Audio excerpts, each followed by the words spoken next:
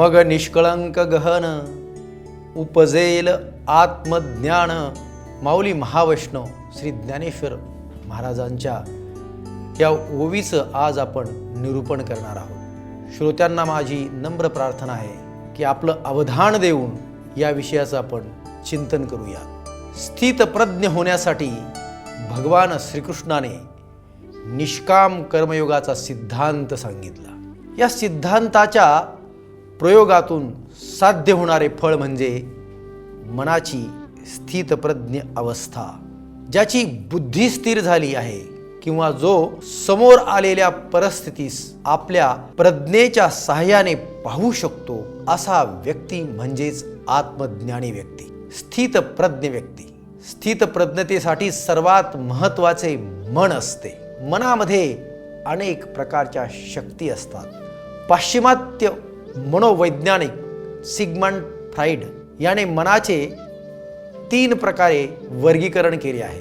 1 सचेतन मन, 2 अचेतन मन आणि 3 अर्धचेतन मन. याबरोबरच कार्याच्या दृष्टिकोनातून त्याने या मनाच्या 3 वृत्ती सांगितलेल्या आहेत. 1 मूळ प्रवृत्ती, दुसरा आहे अहम आणि तिसरा आहे परम अहम. अशा प्रकारचं वर्गीकरण फ्राइडनं केलेलं आहे.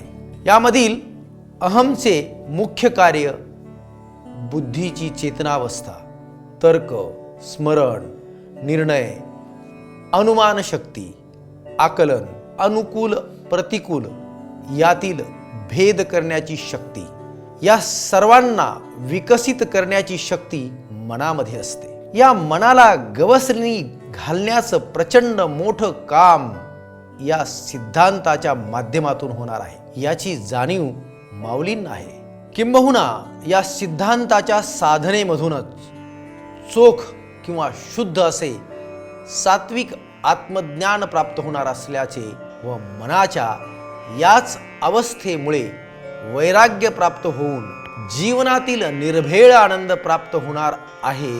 त्यामुळे माऊली उत्कटतेने व्यक्त होताना म्हणतात, मग निष्कळंक गहन उपजेल आत्मज्ञान. तेणे निचाडे होईल मन आपैसे तुझे.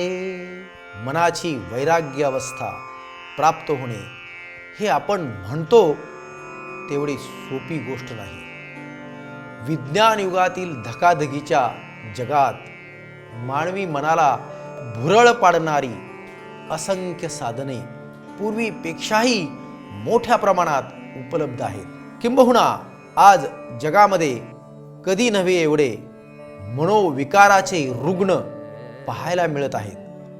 त्याचे कारण म्हणजे मनाच्या चंचलपणामुळे किंवा गतिमान युगामुळे माणसाच्या मनावर निर्माण होणारा प्रचंड ताणतणाव. या ताणतणावाचं व्यवस्थापन झालं नाही की माणूस नैराश्याच्या खाईत ढकलला जातो. नैराश्यामुळे मानवी जीवन असह्य होत चाललेलं आहे.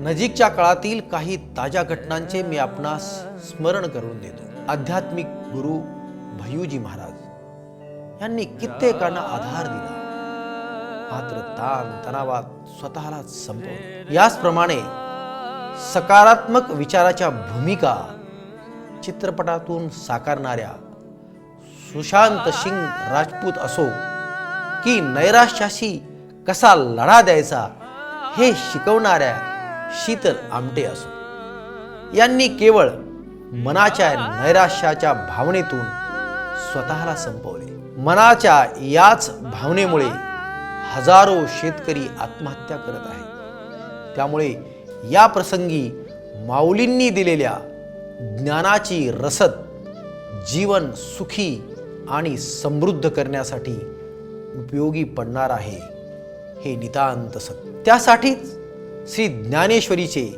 चिंतन, मनन आणि अभ्यास करणे आवश्यक आहे. ती काळाची गरज आहे. हे ज्ञान निष्कलंक आहे. त्याला स्थळ, काळ, जात, पात, उच्च नीच, धर्म, प्रांत, देश, विदेश याच्या कोणत्याही सीमा अडवूच शकणार नाहीत. शुद्ध सोन्याला स्वतःची झळाळी असते, जसे सूर्याला स्वतेज.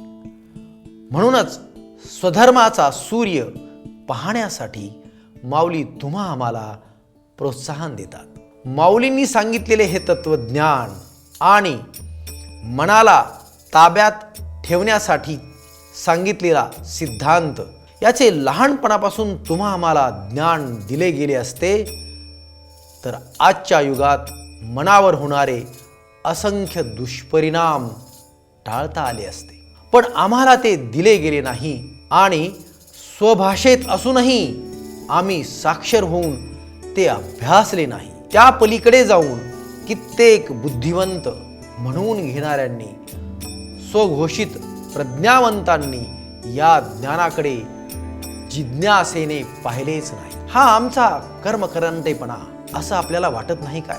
याचा शोध ज्याचा त्यानेच घेतलेला बरा. त्यामुळे बुद्धिजीवी तरी खऱ्या अर्थानं प्रज्ञावंताच्या या प्रांतात विहार करतील याची मला आशा वाटते.